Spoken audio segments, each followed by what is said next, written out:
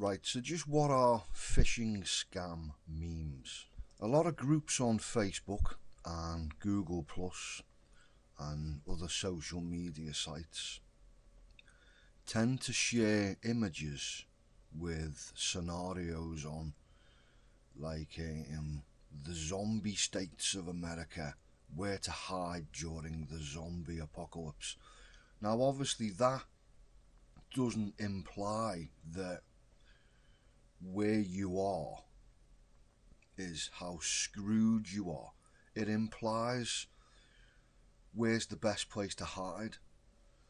But yet, if you post a meme like this, everyone will generally respond with just how screwed they are and identify the number of their state.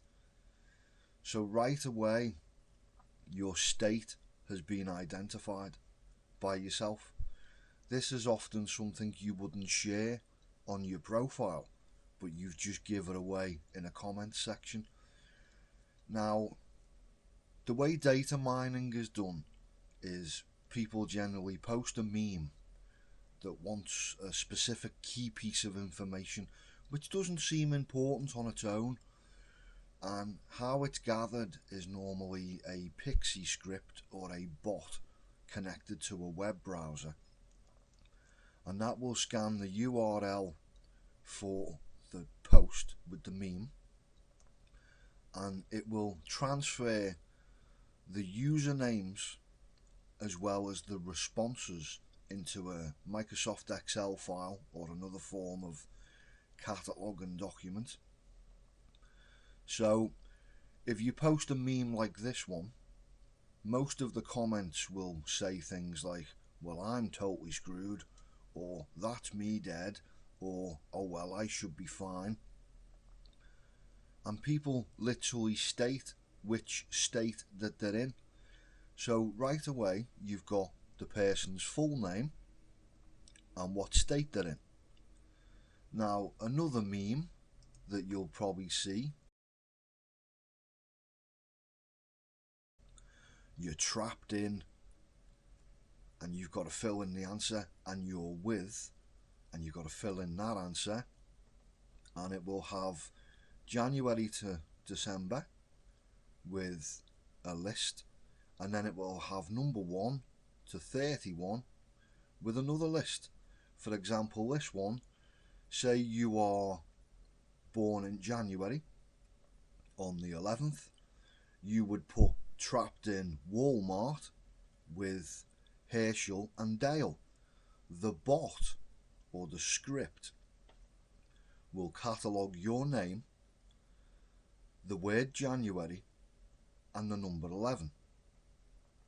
So far they've got your name, the month and the day. Then you'll get another one, and it's not just zombie groups, which I've noticed they seem to be the most common, but even in the Back to the Future group. How old were you when Back to the Future 2 was released in 1989? Bumph. And you've just provided them with the year. You may not have given them the exact year. You didn't need to. You just had to tell them how old you were in that particular year. It might seem paranoid and stupid, but it's not. It's like this one here. What colour would you pick to kill zombies up close and personal, right through the brain, right? And there's a selection of the most common colours, but even if your colour's not there, people will reply with, oh, I'll pick the red one. See, this is the thing. There's not a red one there. It's orange. So someone's going to say, why is there no red one? Bumph. Your name's snagged and the word red. The bot is looking for every single colour in text form. It's looking for words, and it's all compiled into an XML which can be used for marketing purposes and other nefarious things. Do you know what I mean? Like I said, someone rang you up and started quoting information. Where did they get the information? Oh, they must be genuine. Otherwise they wouldn't know that. They could knock on your door. Hi, you such and such? Yeah. Born such and such, such and such? Yeah. The last digit of your phone number is... So what's all this about? Well, we've had a report that... Bump, and they're in. It's a confidence scam, and it's a long con. And millions of people seem to be falling for it. Millions and millions of people. Another classic is this one. Describe Glenn using the first letter of your middle name. So most people will reply with one word that begins with the first letter of the middle name. Now, got your first name, your second name, and the initial for your middle name. You only need the initial for the middle name. That's all that's in the phone book, isn't it? So if you've got the 192.com CD, or if you're in the UK, you've got the UK info disc, you can search for a person's complete name and their area. There are ones that ask for your area code. Which area codes are different? The third digit of your area code is your weapon of choice, right? Vegas is 702. So if you put 2, you're in Vegas. Or you're somewhere else that's close. Miami, it's 305 or 786. New York, it's 917. The third digit is generally different. Your last number of your telephone number determines your only partner from The Walking Dead on your Walker Apocalypse team. And it's got 1, 2, 3, 4, 5, 6, 7, 8, 9 and 0. Place the name of your partner in the comments below. So you just give away the last digit of your phone number. Now imagine I rang you up and said, can I speak to, and I gave your name and you went, yeah, that's me speaking. Hi, can I just confirm you are who you say you are, your date of birth is, and I give you your date of birth. And then I ask you a secondary security question, and the last digit of your phone number is, and I give you the number. Even though I've just rang you on it anyway, I give you the number. It's a confidence scam, and it's a long con. It's like this thing here, damn zombies, name your state. I mean, you risk your home insurance giving out any information on Facebook. You get burgled, right? There's clauses in your home insurance where you will not get a payout because you gave information away. They want specific information to identify you. Databases are worth money. They're worth a lot of money. Since they stopped allowing people to bounce emails, as long as an email delivers and whoever you've sold the database to or whoever you're trying to sell it to doesn't get postmaster failure every time they try, then they know all the email addresses work. They know the email address exists because it doesn't come back. If you can provide someone's name and a phone number, it's worth even more. Hi, we believe you were recently involved in an accident. There are loads of scams, right? And a lot of groups are starting to data mine information. Like, who will save you from a walker?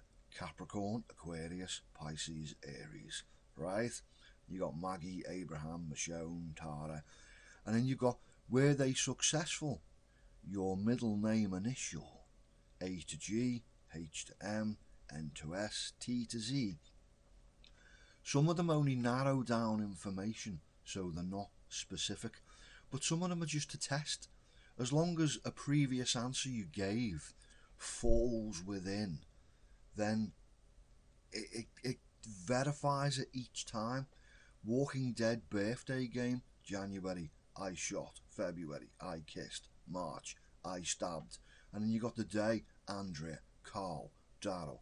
And then the colour of your shirt. Do you know what I mean? Just to completely sidetrack you. So like, yeah, we'll go with January 11th again. I shot the governor. So in the comments, you're typing, I shot the governor. But what you're giving the database is January and the number 11. Obviously, this is often information that you'll share on Facebook anyway, on your profile, because it notifies your friends when your birthday is. But a lot of people do not share the year they were born. They only share the day and the month. So they get all the birthday greetings. People are data mining information. I mean, there's one here. You are the proud owner of a pet zombie. What would you name it? Now, there's a 1 in 10 chance there, right there. Someone's going to use the name of the first pet. There's other ones that narrow it down. Sexy zodiac personality traits. Cancer, very high sex appeal. Outstanding kisser. Pisces, caring, smart, centre of attention. Virgo, domineering, always gets the last word. You've only got to put anything from the description or the actual star sign to confirm that previous information you provided was correct. And one thing I've seen that seems to pop up on a regular basis is Facebook trick. Type your password in the comment box. If it's correct, it automatically changes to, and then it shows you stars and says try it. Interesting, right? Now, if you type your password in the comment box and just hit enter, and you see your password and think, crap, and you delete it, it doesn't matter, because all you've typed is your password. So even if you've deleted your comment, even if you deleted the password, whoever got the notification about your comment, when they click notifications and the drop down appears, you can see the first 4 or 5 words, can't you? So you can see the password, even though they've deleted it, because they've realised other people that get notified can still see it. Blah blah commented on a post, word, word, word. There's your password. People are getting roped into the phishing scams on a number of different Facebook groups. Even something as stupid as the object to your left is now your weapon of choice in the upcoming zombie apocalypse. What is it? Some people will say an ashtray. You know what? That might not seem like much, right? But they know you're a smoker. Have you thought about quitting? Would you like to buy a vape? It's a marketing ploy, right? Your birthday is your weapon. Are you fine or screwed? And you got January, it's a sword. February, it's a hatchet. March, it's a knife. April, it's a handgun. September, it's a taser. October, it's an AK-47. December, it's a brick. May, it's a twig. A twig. Do you know what I mean? People are fishing for information. Every line of code on Facebook has a tag. In between the tag is what people are saying. It's the name. Stuff is separated by code. It's easy for bots to read a whole group's post for specific content and add it to Excel cells. Name, door number, hell, the first digit of your door number is the following weapon. If you're lucky enough to have double digits, you can pick 2. Suddenly you've just given millions of people your front door number. And most of these scams are in America, to which a lot of Americans have firearms. I'll be fine, I've got a machine gun. Well, like, everyone knows you've got one. Everyone knows where to go and get one. There's information that you would never dream of sharing on your profile, and you're just giving it away. Do you know what I mean? You're giving it away.